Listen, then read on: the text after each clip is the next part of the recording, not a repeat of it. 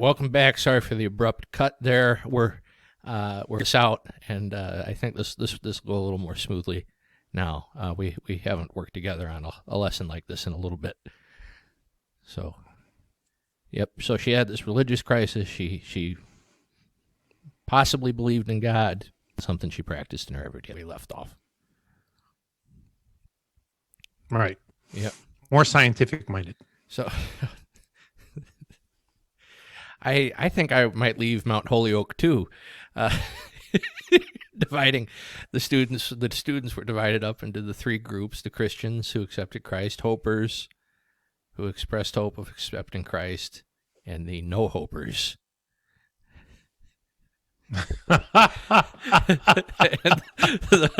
The president said, Emily, the president of Mount Holyoke, that is, not the United States, says Emily's a no hoper.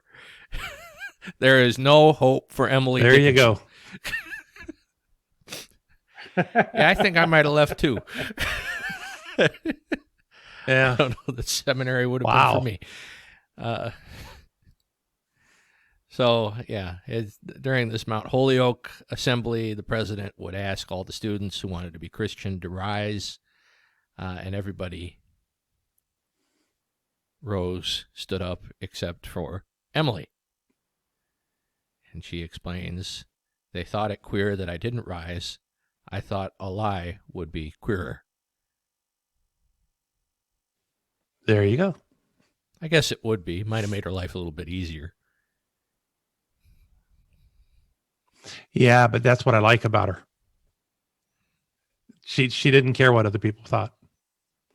You know, so she did what she thought was the right thing to do.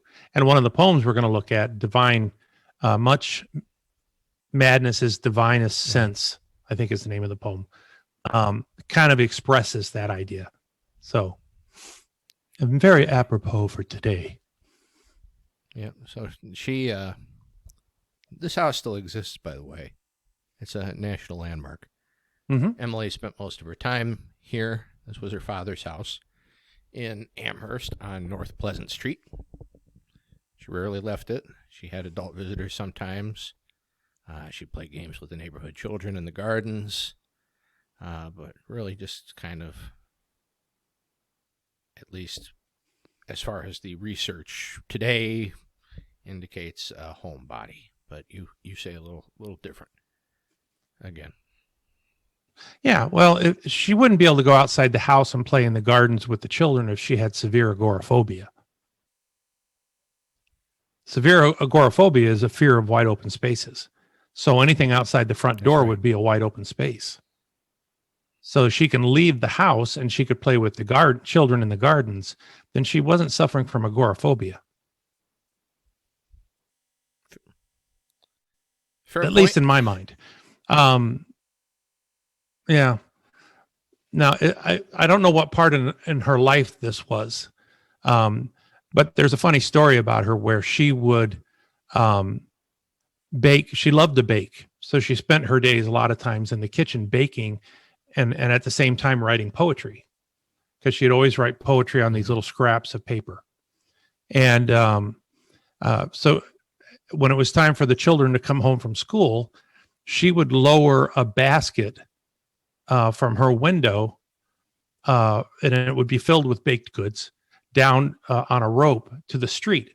And the children would come by and know that Emily had baked some fresh baked goods for them, and they would grab something out of the basket. Yeah, she did it a lot. Yep, there it is. Oh, there it is. Yeah, so why did she wear white for most of her life? No one really knows why she did that. For the early part of her life, she dressed mostly in dark colors. And then when she decided to withdraw, at some point after that, she went strictly to white. And I've not read anybody give a good explanation for that. So I don't know why. I could make up a story. She was angelic. The bride of Christ. But no, I don't. Yes. She was pure. I don't know. It was just the no one really knows. The president of She didn't Holyoke write about it or changed anything. her category to a hoper. Yeah. That is awful to do that to children. I can't That get is over awful. that. Yeah, you're a no hoper. Well, these would be young adults, but yeah. Still, that's a terrible thing to do to anybody. Say you have no hope. Yeah. Well, and evidently she was the only no hoper at her school. It sounds like her. I'm inclined. Yeah. Oh boy. So can you take us through this? This is starting to get into a little bit more of your territory, the death and doom and gloom. Oh, wow. Okay. Emily's room overlooked the West Street Cemetery, where she would often watch the funeral processions. And as you see in her poetry, she was very intrigued by the process of death and dying. As it said, she wondered what happened to the soul when the body died. And lots of her poetry is about, and one of the ones we're going to be looking at today talks about dying and what happens to the soul afterwards. She often questioned the religious teachings of her upbringing, and she questioned and explored the concept of God. So, I can see where Emily would have a hard time with religion or the concept of God, because if you're scientific minded, it's difficult to understand a concept like faith. Yeah, it is, isn't it? Yeah.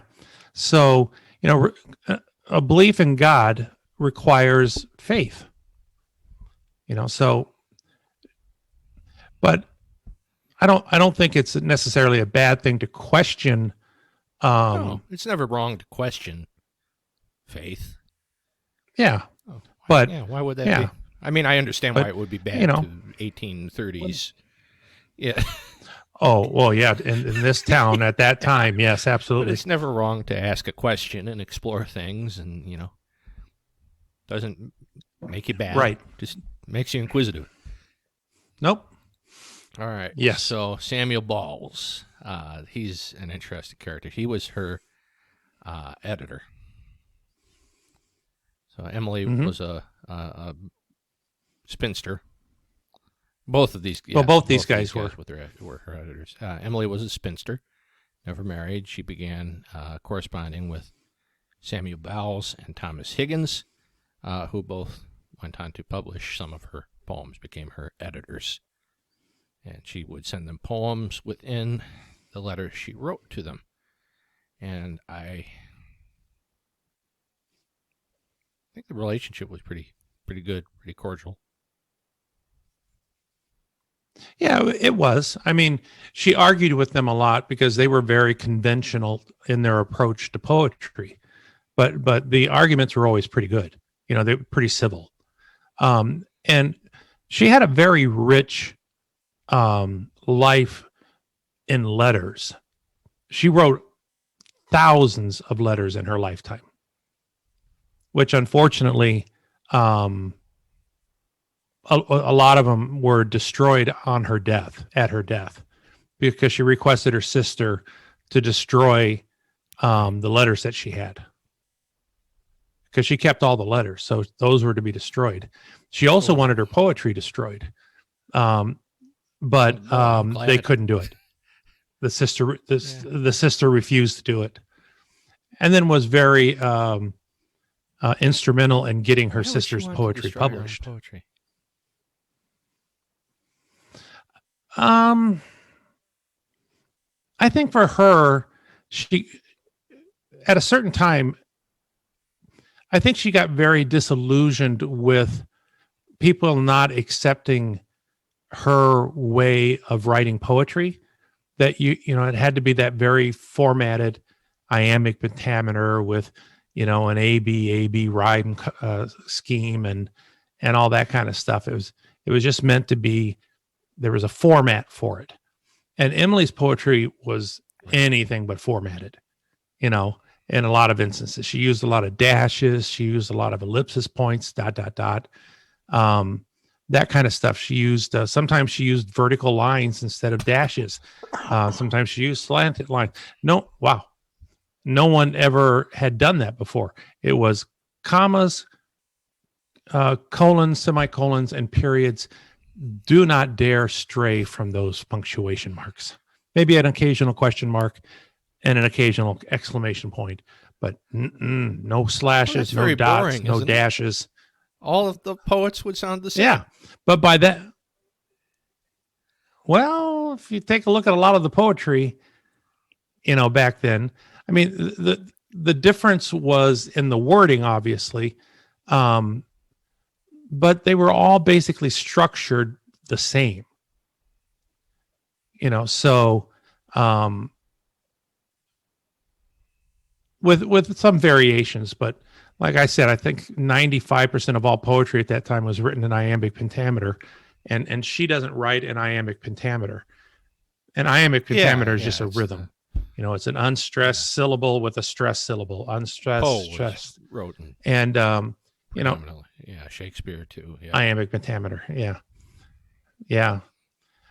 So I think she got disillusioned with it, and at the end of her life was just like, I don't want the world. It's kind of like the world's not ready for my poetry, and she wanted to burn, and she wanted her life to be her life, her private life. Well, I'm still glad her sister disobeyed that directive. So, I wish she hadn't burned the letters.